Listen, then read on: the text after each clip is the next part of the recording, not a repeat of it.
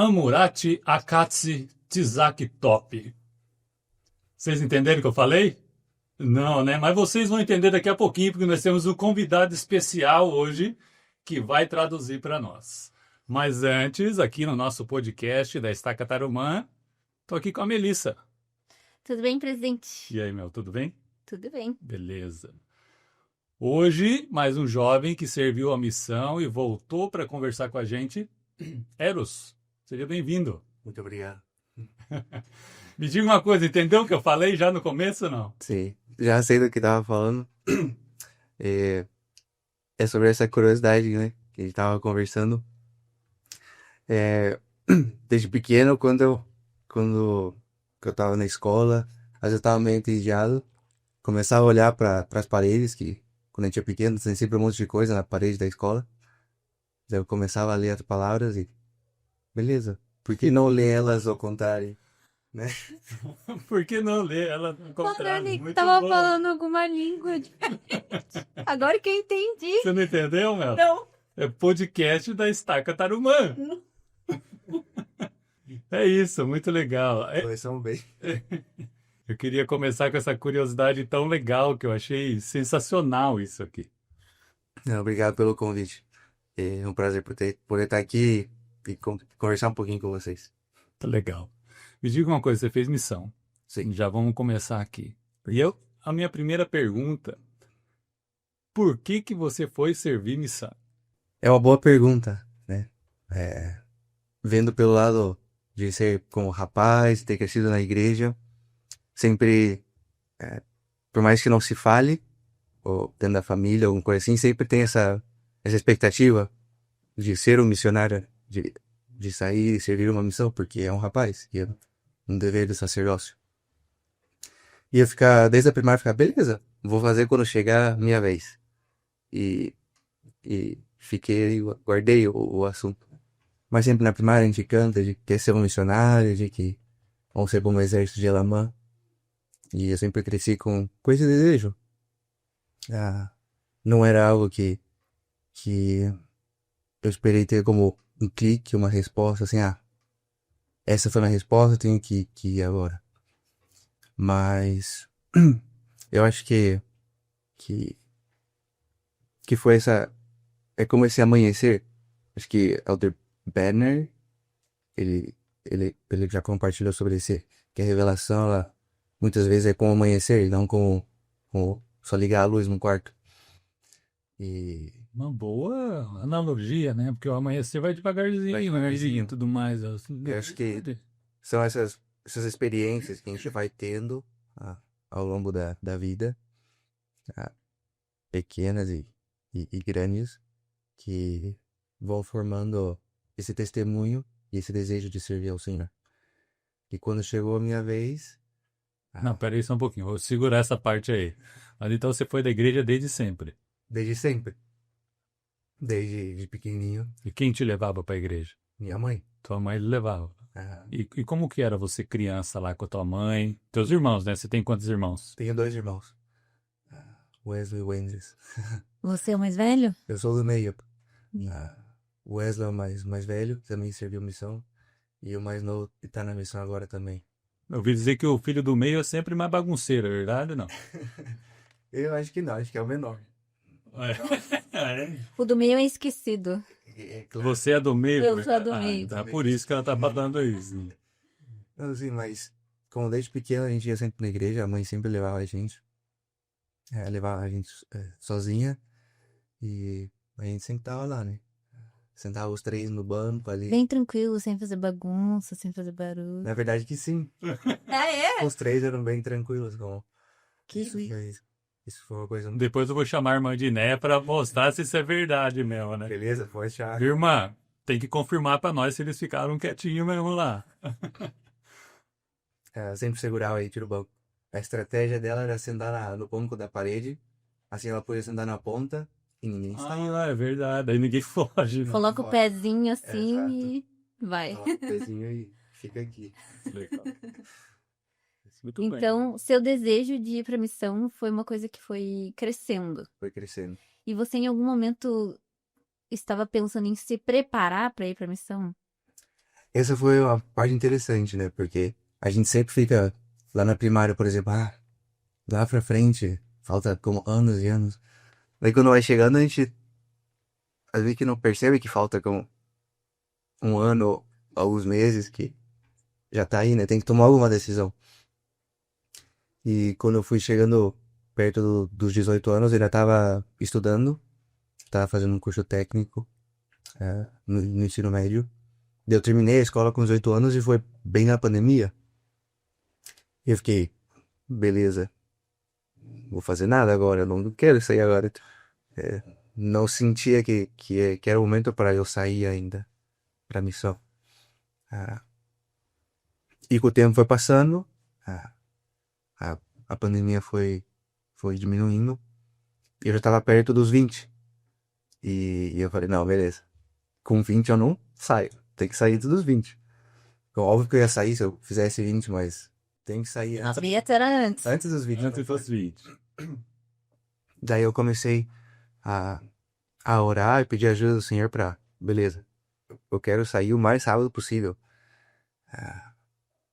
E eu falei com o bispo, comecei meus papéis, fui fazendo tudo rápido, ah, sempre pedindo ajuda do Senhor para que eu pudesse sair o quanto antes. Eu terminei meus papéis, enviei. Depois de 2 semanas eu recebi meu chamado. E, Veio rápido. e minha surpresa foi quando eu li quando deveria começar a missão, que era em 27 dias. Daí eu Rápido. fiquei Nem um mês. nem um mês. A emoção foi tanta que eu fiquei com, uau, o Senhor realmente, ele escuta e responde as nossas orações sinceras. E foi uma experiência muito especial também. Eu tô percebendo que você tem um sotaque meio diferente, não tem? Eu não conheço esse Eros, não. Me diga onde que foi a tua missão e teu presidente, enfim, me conta mais sobre a sua missão. Eu servi na missão Argentina Santa Fé. É relativamente uma missão meio nova. Meu presidente era o terceiro presidente da missão. É presidente Sleza, Americano? americano, Missouri. Antes da gente começar a falar um pouco sobre as experiências que você teve na missão, e eu imagino que foram muitas, você teve alguma experiência antes de você servir que te tocou, que mudou o seu testemunho? Quando meu irmão tinha que ir pra missão, ele tava no processo de pra missão. Teu irmão mais velho. Meu irmão mais velho, isso. É, ele, como em casa, não toda a família não é membro da igreja, né? Então, sempre existe uma, não diria oposição, pode ser essa palavra, mas Um receio? receio, essa, esse sentimento de dúvida das outras pessoas, do outro lado da família. E era um assunto que estava guardado também em casa, assim, ninguém falava desse tema. E quando ele falou que ele ia para a missão, gerou uma, muitas emoções, É. fortes emoções. E ver o exemplo dele, que ele estava firme no que ele queria fazer, para mim foi especial também. Eu acho isso interessante. O meu pai também não é membro da igreja. E como você falou, a gente sempre tem um assunto da missão, mas deixa lá, entendeu? Um dia a gente vai falar sobre isso. E eu lembro que eu falava pro meu pai, eu falava, pai, vou servir missão. Ele, não, tranquilo, vai. Aí eu comecei a preparar o chamado, né? Comecei a fazer, ir nas consultas médicas, exames e tudo mais. E aí eu terminei de preencher o chamado e enviei lá pra sede da igreja e tava esperando chegar o meu chamado, né? E aí eu falei pro meu pai, falei, pai, já completei tudo que tinha que completar, agora é só chegar o chamado. E ele falou assim, tá bom, então, tranquilo. Daí quando chegar você me fala pra onde que você vai, tudo certo. Não, tranquilo. Aí chegou bem rápido também, assim, demorou umas 3 semanas mais ou menos pra chegar. Daí quando chegou, eu falei pro meu pai, pai, chegou meu chamado, vamos lá abrir, eu quero saber pra onde que eu vou e tal. Daí ele falou assim, nossa, que rápido, né? essas coisas assim não demora? Como é que é? Né? Quando a gente vai fazer uma viagem assim, pelo menos a gente tem que se preparar alguns anos, né? Porque acho que você não tá tendo noção das coisas. E aí eu abri o meu chamado e daí a gente descobriu, né, que eu ia pra Missão Recife. E quando eu falei a data, ele ficou desesperado. Ele falou, ninguém me avisou. Como assim? Você vai em um mês? Você tá... Não, nós vamos sentar e conversar. Eu falei, pai, que você tá em conversar? Eu já tô indo já. Então é muito engraçado que, às vezes, a gente, por ser membro da igreja há muitos anos, a gente vai se acostumando com as coisas, mas a gente esquece que a nossa família ou pessoas que não são membros não estão acostumadas com isso, né? Então é muito engraçado. Lá em casa, eu vou dizer para vocês, já contaram experiência, vou contar lá em casa, né? Porque assim, eu fui missionário e minha esposa também foi uma missionária. Então a gente, ao contrário, sempre falou sobre missão, né? Dos nossos filhos e tudo mais. Mas a minha filha nunca quis ir. E ela sempre deixou claro isso. Eu não vou e para nós está tudo bem. E o choque que a família de vocês tiveram, nós também tivemos quando a minha filha chegou um dia e falou: eu vou para missão. Mas É. ficamos a mesma coisa, assim. Então eu entendo muito bem, até os pais de vocês que não são membros da igreja, mesmo eu sendo membro da igreja, né? Então, assim, é o choque mesmo, né? Mas é uma coisa muito bonita de sentir, assim. O Senhor, Ele abençoa, né? Para que a gente entenda e sinta essa alegria, né? Pô, meu filho vai ser um discípulo de Jesus Cristo, né? No caso, minha filha, 1 ano e meio a Mel, você 2 anos, né? Em Santa Fé. Aí, em Santa Fé. Santa Fé e Entre Rios, as duas províncias que pegava a minha missão. Ah, não as províncias inteiras, com uma partezinha das duas províncias. Mas era uma missão bem grande, falando geograficamente. Como do escritório da missão até a parte mais longe, para dois lados, como 6 horas para cada lado. Então é Bastante coisa. bastante coisa. Beleza, aí você chegou na missão. Minha pergunta é: como é um dia típico de um missionário, assim? Na Argentina. Na Argentina ainda, né? É muito interessante pensar como cada missão tem uma maneira diferente de ter um dia, né? Na missão a gente tem o planejamento diário, né? A gente tem um aplicativo da igreja, que antes se chamava Livro Diário, agora se chama Pregar o Evangelho.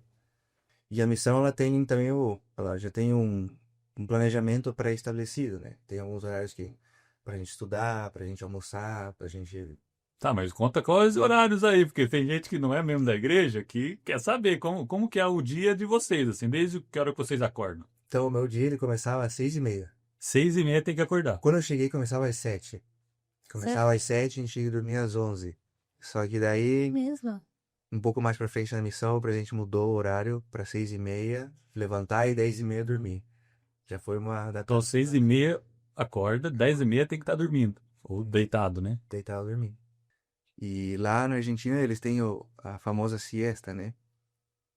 Que é um período da tarde que tudo para. O comércio para, as pessoas param, todo mundo fecha e fica dentro de casa. São poucos que abrem o comércio. A rua fica quase deserta. Como assim? Peraí. Todos os dias? Todos os dias. No domingo, principalmente. Pra vocês. Um mini feriado no meio do dia. O que a gente fazia, a gente tinha os nossos estudos de companheirismo e de idioma nessa hora. Então, eu não sei como que é aqui o horário de trabalho dos missionários, mas a gente, depois do almoço, logo depois do almoço, terminava às 2 da tarde, a gente tinha 1 hora de estudo de companheiros, e se a gente estava treinando, era 1 hora e meia. Então era bastante tempo para estudar com o companheiro. E depois 1 hora de estudo de idioma, o que a gente ia fazer que a gente saía lá pelas 4, 4h30 da tarde. E aí já tava indo pro final da siesta já. Muitas pessoas estavam voltando para trabalho, ou acordando, porque eles E qual que é o objetivo dessa siesta?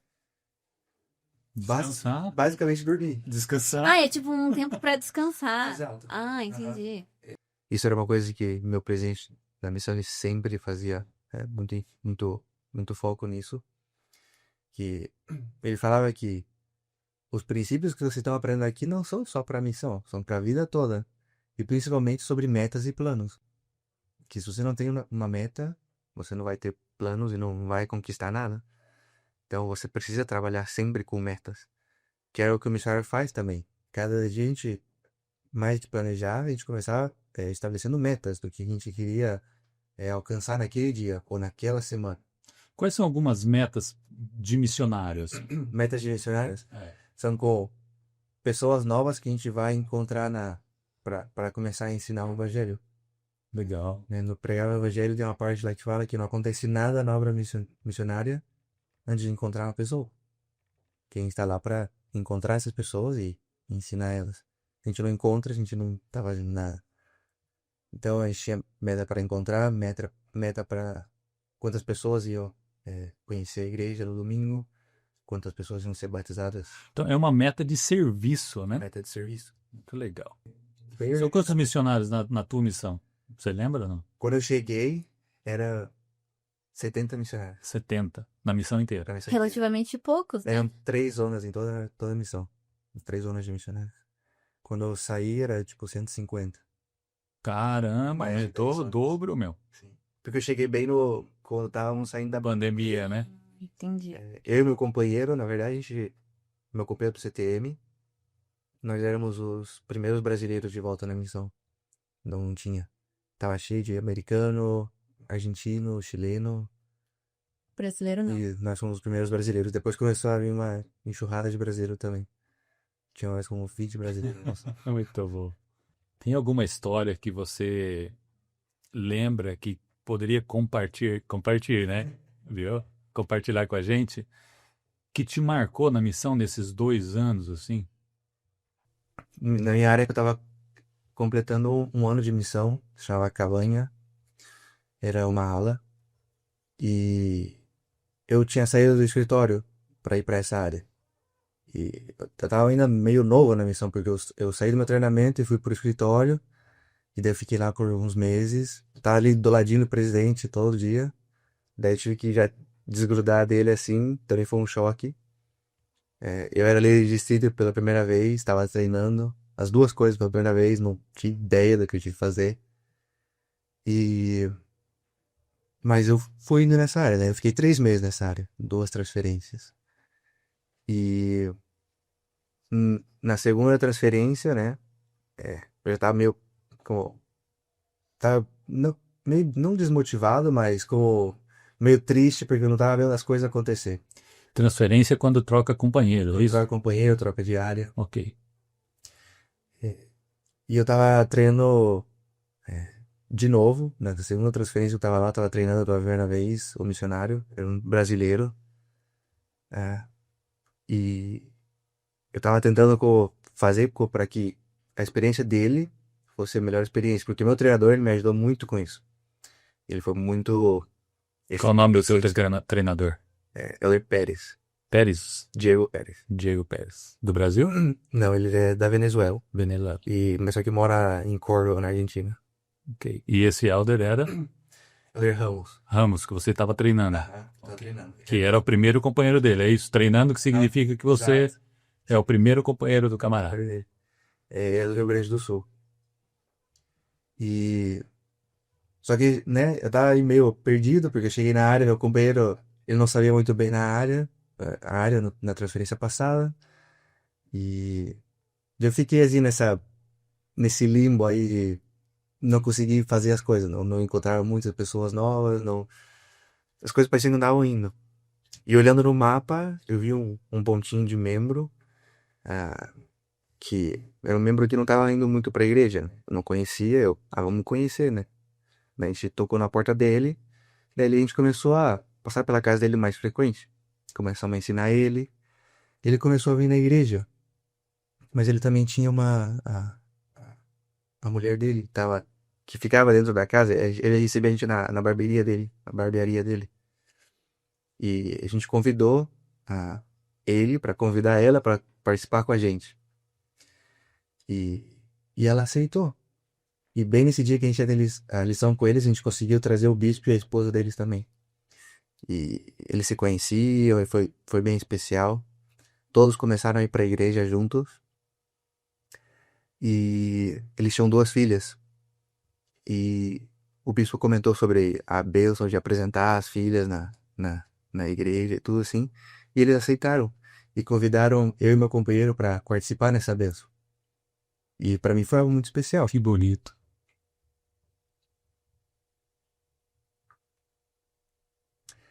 Eles se chamam Léo e Rocio. E, infelizmente, como o Léo era um membro e a Rocio não. Ela não chegou a ser batizada ainda. Porque eu e meu companheiro, a gente teve uma transferência de emergência que eles tiraram os 2 missionários do lugar. E bem nessa época eles estavam mudando de casa. Assim que eles mudaram de ala também e perderam um pouco o contato com os missionários. Muito depois eles foram encontrar com os missionários. Eles chamam elas de se casar, de ela se batizar e seguir progredindo. Só que a gente perdeu esse contato. E na minha última área, que eu ficava assim, eu não queria ir para essa área. Era uma parte da cidade que eu não queria ir. Mas o senhor sabia que tinha um motivo para eu ir para lá. O senhor faz isso. E, e nessa área orava a mãe de Léo, que é membro da igreja também, presidente da Sociedade de Socorro lá. Poxa vida. E eu conheci ela 1 ano antes, quando ela veio da minha área para a bênção das netas dela. E eu tive a oportunidade de reencontrar com o Léo e com a Rocio, depois de 1 ano.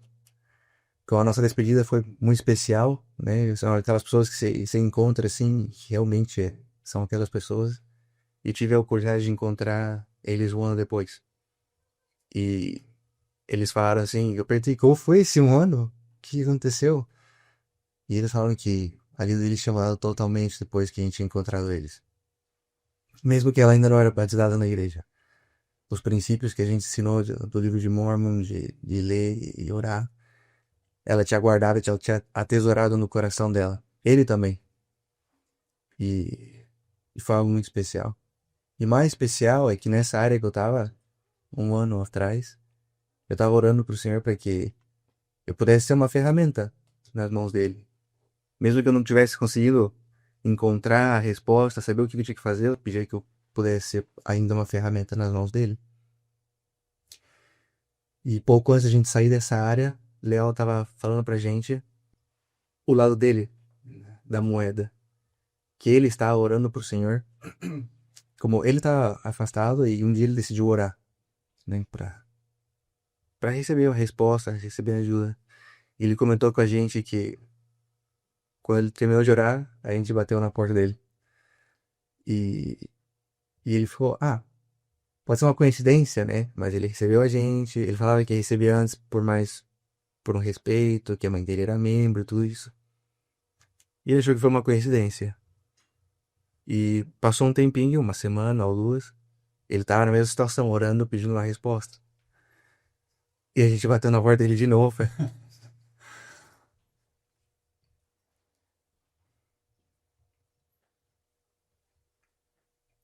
E pra mim isso foi muito especial. Porque mesmo que eu não conseguia ver o resultado que eu desejava, o Senhor ele respondeu a minha oração. Me pude ser essa ferramenta que eu desejava ser. Obrigado. Sei que é uma experiência sagrada para você. A gente agradece muito por você compartilhar com a gente, né? De verdade é uma alegria para nós ouvir isso, sentir o Espírito com você aqui, né? E poder compartilhar isso com quem está assistindo. Então, muito obrigado. Você falou de 2 coisas que me chamou muita atenção nessa tua experiência, né? Você falou que lá no começo você estava com o bispo, né? Né? Na visita com o Léo e tudo mais. Né? Como é importante a ajuda dos membros da igreja, né? Para os missionários. Eu sempre lembro que, na verdade, é os missionários que nos ajudam, né? Não são os membros que ajudam os missionários. Exato. Você vê isso também assim, não? Sim. Foi uma coisa que eu percebi na missão como é uma bênção poder ter missionários na nossa ala, no nosso ramo, porque eles foram enviados por Deus para estar ali, nesse momento, ajudando a ala a seguir em frente com essa obra de, de congregar Israel. E isso é muito importante. E ter os membros sempre presentes e que eles saibam também que é uma responsabilidade de todos nós. O que você acha, Eros, que os membros... O que é uma ajuda eficaz de um membro? O que um membro pode fazer para ajudar missionários? Desde a parte de apresentar os seus amigos para que os missionários possam ensinar, até acompanhar os missionários, a ensinar uma pessoa e tentar ser como amigos da pessoa que está sendo ensinada. Eu acho que isso é muito importante. Vem muito com a ministração também. Se a gente não é amigo das pessoas que a gente está ministrando, vai ser meio difícil. E acho que a parte dos membros é essencial, essa inclusão das pessoas novas. Na igreja, no domingo, principalmente, uma pessoa que não conhece e ver que está com os missionários e se apresentar, falar quem é e tentar ajudar essa pessoa a se sentir em casa, se sentir bem. Você falou também sobre o resultado. Não era o que você esperava, mas era o que precisava para aquele momento, né? Exato. Isso é um testemunho, né? Que a gente precisa procurar em nossa vida, né? Porque às vezes a gente quer um resultado em qualquer fase da nossa vida, assim, não só na missão, né? Que temos as metas e tudo mais. Nós temos metas também sem ser missionários, né? E às vezes o resultado talvez não seja aquilo que a gente pensava antes, né? Mas é o resultado que vai nos dar alegria, que vai nos dar mais proximidade ao Senhor. Eu acredito muito nisso. Quando você falou, me tocou muito sobre essa tua frase. Assim, não era o resultado que eu queria, mas era o que o Senhor viu que era o bom para nós, né? Então, nós temos uma pergunta aqui que é muito legal para você. Ó. Você teve alguma dificuldade para se adaptar ou aprender a língua? Porque você não teve tempo para aprender antes, né? Não. Quer dizer, teus irmãos já ter servido e tudo mais. Mas era como... Tava aí, assim, a gente não falava do espanhol nem nada. Na verdade, eu não gostava de espanhol. Muito bom, Essa é boa curiosidade. Eu até tinha tentado fazer um curso de espanhol antes na escola, só que fiquei, não, Não gostei. eu fazia francês. Não chamava atenção o espanhol. E quando eu li lá a Argentina, eu fiquei, beleza, vamos gostar agora, né?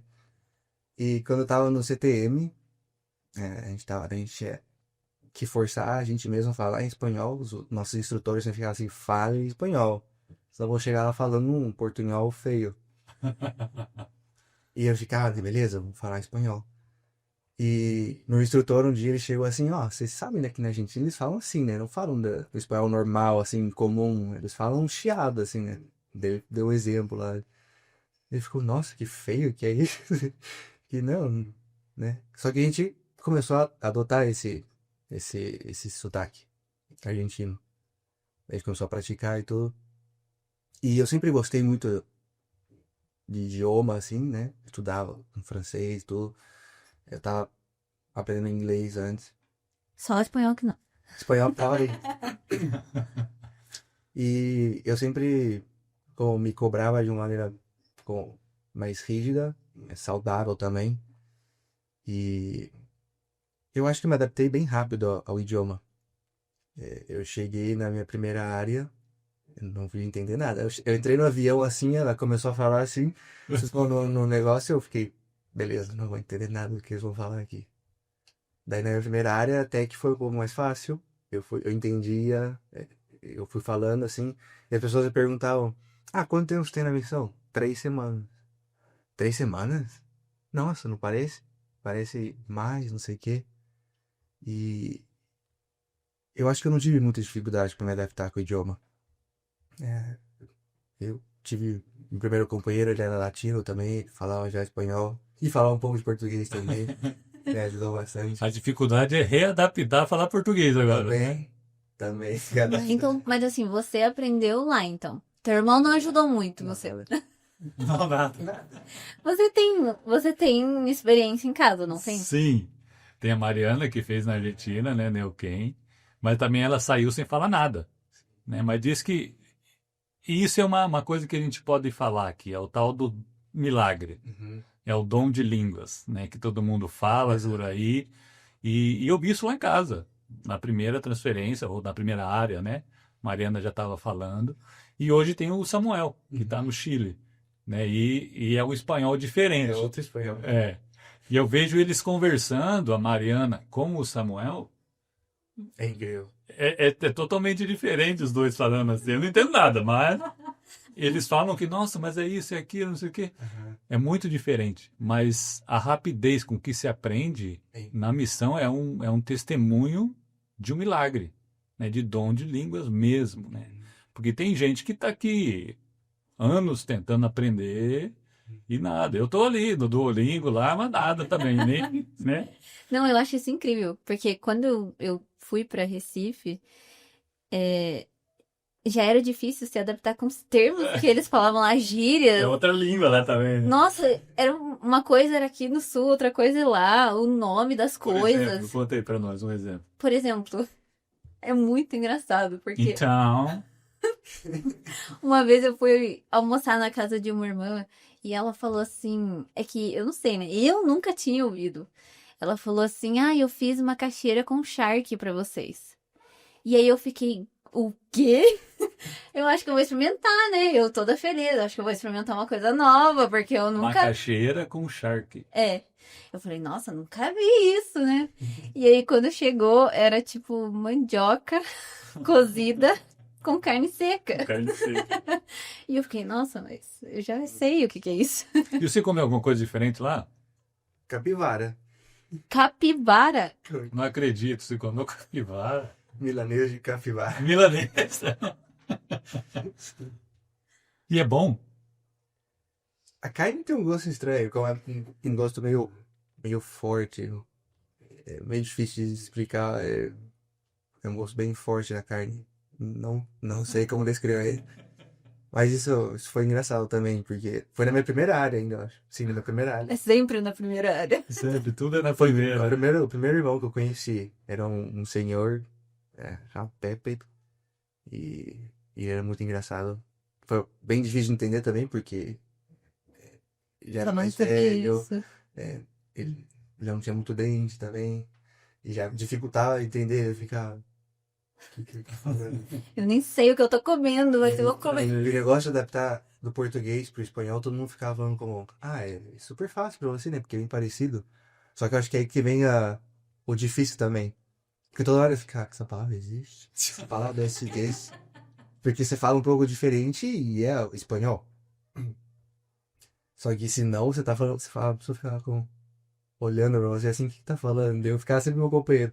É assim? Essa palavra existe ou não? Já queria saber um pouco de português também ajudava. Mas era engraçado.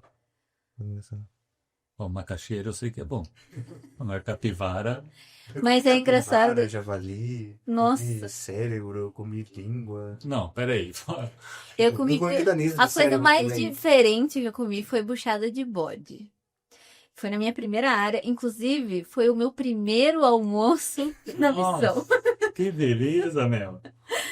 Então, é por isso que eu falei, é sempre na primeira área que vem as coisas mais diferentes. É gostoso? Buchada de bode? Assim, eu achei uma carne com um cheiro muito forte. E também a textura é diferente. E também. A textura é diferente, é ótimo. E o gosto é muito forte. Só que eu não sou muito fresca pra comer, assim. Então, eu só foi. Só que eu não sabia que era buchada de bode. Quando ela me falou, aí deu uma coisinha assim. Tipo, eu comi e tal, tranquilo. Tava bom. Aí ela. Antes de saber o tava que era, bom, tava bom. Aí ela falou assim: eu falei, nossa, que diferente essa carne. como que você preparou, irmã? Ah, não, é buchada de bode. Aí eu não sabia nem o que era Que é buchada. buchada? Porque Isso eu nunca ouvi falar. Eu falei, o que que é buchada? Aí ela explicou, né? Ah, é as tripas do bode, não sei o que, a parte do intestino. Aí deu uma coisinha assim. Sim. Daí eles comem bastante também, como a parte do intestino, assim. A parte de dentro do estômago. Eles fazem uns ensopados, assim, e parece uma toalha que você tá comendo. Aí você comia assim, ficava mastigando e mastigando e mastigando e não saía da boca. Bom, mas para deixar claro, missão é bom. É ótimo. Foi a única vez que eu comi também. Depois os almoços foram maravilhosos. Muito bem, muito bem. A Mel tem uma última pergunta para você, que eu sei que ela sempre faz, mas eu queria pedir para você contar para nós e se valeu a pena ser um missionário, ser um discípulo de Jesus Cristo. Valeu muito a pena. Eu não posso imaginar ah, o que seria agora a minha vida sem esse tempo de serviço. Ah, todas as pessoas que eu conheci, todas as pessoas que eu ensinei, os membros, os meus companheiros, meus presidentes de missão, para mim foi uma experiência muito sagrada e muito especial. Aprender a conhecer mais a meu Salvador também e conhecer mais sobre a sua igreja. Eu percebi isso também, que eu aprendi muito mais sobre a igreja de Jesus Cristo, tá? Sobre o Evangelho de Jesus Cristo, sobre que é, o que significa. Falta muito ainda, mas eu aprendi muito mais. E foi uma experiência incrível. Obrigada. Eros, pra gente encerrar, já estamos chegando no final. A gente sempre pede pro nosso convidado indicar algum filme, algum livro, alguma música para os nossos telespectadores. Então, se você tiver, conta pra nós. Beleza. Foi um filme que eu assisti na missão 2 vezes. Se chama The Fighting Preacher. Peraí, vamos parar um pouquinho. Vocês podem assistir filme na missão? O presidente mostrou isso pra gente no Natal. No Natal podia. E aí, foi bom. Então tá bom. Um evento especial, assim, porque ele Não, só pode deixar claro, né? Porque assim, a gente pensa nas pessoas, sempre eu penso nas pessoas que não conhecem a igreja, né? Os missionários têm regras muito rígidas. Claro. E uma das regras é não poder assistir televisão. Claro. É isso, né? Mas você foi autorizado a assistir um filme na missão e assistiu 2 vezes o filme. Exato. Chama The Fighting Preacher. Acho que em português eu vou buscar, acho que é A Luta pela Fé, alguma coisa assim. E é um filme da igreja, não sei se é da igreja, mas conta uma história da igreja sobre Willard Bean, que ele foi chamado para ser um missionário com a sua esposa e tudo. E eles serviram por 25 anos. Eles tinham uma missão lá de conseguir uma terra, alguma coisa assim. E eles voltaram para um lugar que os membros da igreja foram expulsos 80 anos no passado. E ele era um lutador e tudo isso. E ele tenta, né, usar essa parte da luta para conquistar as pessoas. Mas ele percebe que o serviço, que é o que conquista as pessoas, o coração delas. E foi muito especial esse filme pra mim, então acho que é uma boa recomendação para assistir. Para os jovens que estão assistindo, eu queria que você desse uma mensagem para eles, como discípulo de Jesus Cristo e representante dele que você foi. Eu sei que às vezes dá muito medo as coisas, né? Estar dentro da igreja, ter muitas expectativas na nossa vida, ter muita pressão da sociedade, dos nossos amigos, da família. Mas eu diria só para confiar no Senhor e buscar Ele realmente. Buscar Ele por meio da oração sincera, do estudo das Escrituras e reconhecer que vocês também podem ter uma relação com seu Pai Celestial. E é o que Ele deseja, para cada um de vocês. Como a gente tem escutado muito já na igreja, vocês são a geração eleita e precisam reconhecer isso. Se tem o desejo de ir para a missão, vai. Não posso dizer outra coisa. tem que ir e tem que ter essa experiência. Rapaz, moça, não importa, qualquer um pode servir. Como dizem na Doutrina e Convênios 4. Se tem o desejo de servir, sois chamados ao serviço. E eu sei que isso é verdade, que sei que Jesus Cristo vive e que conhece cada um de vocês. Obrigada, Eros. A gente tem um mimo, um presente para os nossos convidados que vêm participar do nosso podcast. É muito importante para nós esse podcast, porque ele escuta experiências e as histórias das pessoas que estão vivendo o Evangelho do Salvador Jesus Cristo. Então, é um privilégio ter você aqui. E a gente queria te dar de presente uma caneca do podcast da Estaca Tarumã. E essa que você tá tomando aí. Já estou usando já. Obrigado. Obrigado pelo convite e por estar aqui. Foi uma experiência muito, muito especial. Muito bem, obrigado, Eros. Sua presença aqui realmente foi histórias e foi uma conversa muito agradável. Obrigado, Melissa. Obrigada. Muito bom estar aqui com vocês, de verdade. É isso então, foi o podcast da Estaca Tarumã. Nos vemos no próximo.